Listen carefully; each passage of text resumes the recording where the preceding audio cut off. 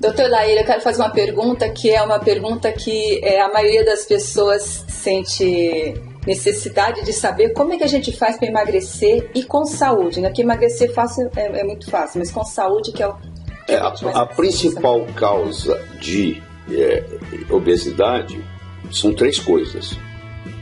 Primeiro é você ter um hipotiroidismo, clínico ou subclínico. Então, se a pessoa tem a tireoide que não está funcionando apropriadamente, não adianta você fazer nada, você tem que tratar a tireoide, tá? Isso é uma causa muito importante de obesidade. A segunda causa importante de obesidade é a resistência leptínica. E a terceira é a resistência insulínica. A resistência leptínica, ela começa 5, 10 anos antes da resistência insulínica. A resistência insulínica é a causa de diabetes, é a causa de obesidade, é a causa de síndrome do ovário policístico. E você não trata a resistência insulínica com remédio. É uma doença nutricional. Significa que você ingeriu muito carboidrato, ou está ingerindo muito carboidrato. Então, se você está ingerindo muito carboidrato, você libera muita insulina. E se você libera muita insulina, a insulina é um hormônio lipogênico. Tem pessoas que são beneficiadas, elas não aumentam muito a insulina. São pessoas magras, que inclusive nem conseguem engordar. Eu conheço pacientes que vêm com o contrário, eles querem engordar. Esses pacientes que querem engordar e não conseguem, se você medir a insulina deles em jejum, vai estar menos de 2. Então, se você é fácil engordar qualquer pessoa, é só você dar insulina. Existe uma técnica para isso, mas você pega uma pessoa que está há 20 anos tentando engordar, você engorda ela sem problema. Mas esse não é o maior problema. O maior problema é o oposto. É a pessoa que tem a insulina elevada. A insulina estimula uma enzima chamada lipase lipoproteica. A lipase lipoproteica puxa os ácidos graxos para dentro da célula, junta com o glicerol, faz o triglicérido, e isso vira gordura e é acumulado. Existe uma outra enzima chamada lipase hormonossensível que faz o contrário. Então a lipase lipoproteica engorda, a lipase hormonossensível emagrece. A insulina estimula a enzima que engorda e inibe a insulina que emagrece. Então qualquer pessoa obesa, se ela tiver o cuidado de se submeter a uma dieta baixa em carboidratos, e o carboidrato também vicia, né? Sim, do mesmo jeito que o glúten vicia. Aliás, a maioria das pessoas hoje estão viciadas em açúcar e nem sabe, e açúcar vicia mais do que cocaína.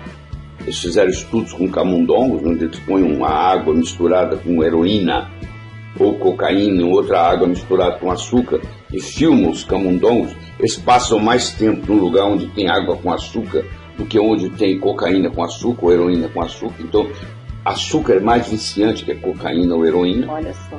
E a pessoa nem se dá conta que ela é viciada em carboidrato. Quer dizer que a maioria das pessoas é viciada. Porque a vida inteira foi assim que elas fizeram, né? A maioria hoje, o café da manhã você tomou hoje, ó. Você comeu um pão, né? Foi assim, ou um bolo, ou um biscoito. Quer dizer, isso aí é natural para a pessoa fazer isso, né? Porque ela aprendeu a fazer assim. Sim, é costume, né? É um costume que se torna um vício.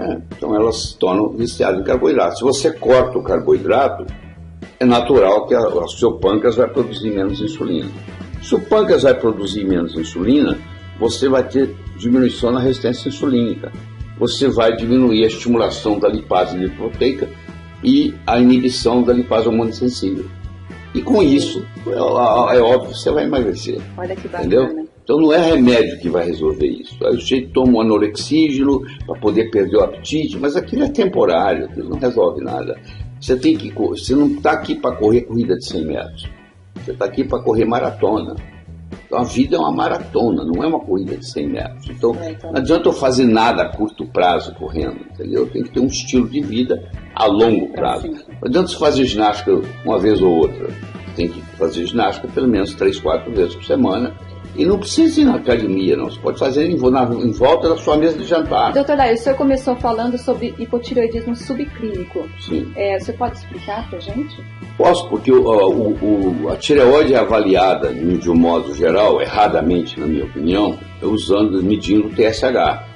Primeiro que o TSH não é um hormônio tiroidiano. O TSH é um hormônio da adenohipófise, tá? Para começar. E nem você pode ter um hipotiroidismo e o TSH está normal. Entendeu? Porque você pode vou explicar isso melhor. Você pode ter um hipotiroidismo do pescoço para baixo, mas o seu cérebro ainda não tem hipotiroidismo.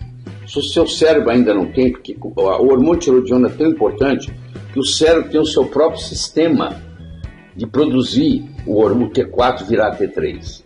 Para o cérebro mesmo. Para o cérebro mesmo. Então eu posso ter o resto do corpo comprometido e ainda não ter o cérebro comprometido. Se eu tenho o resto do corpo comprometido e eu não tenho o cérebro ainda comprometido, eu não tenho alteração no TSH. Traduzindo diretamente para ficar mais simples. Quando o seu TSH está normal, não significa nada. Você pode ter ou não hipotiroidismo. Quando o seu TSH está aumentado, é garantido que você tem hipotiroidismo. Então você vai encontrar muita gente que tem o TSH normal e que tem o que nós chamamos, que o TSH está normal, é chamado na literatura, não sou eu que inventei isso não, é chamado de hipotiroidismo subclínico. Aí essas pessoas, quando você introduz apropriadamente os hormônios da tireoide, a melhora é absurda, né? Substancial. Então, gente, as dicas valiosas do Dr. Lair para emagrecimento. Então a gente pode resumir em diminuir carboidratos, em exercícios físicos e cuidar da sua tireoide. E cuidar da tireoide.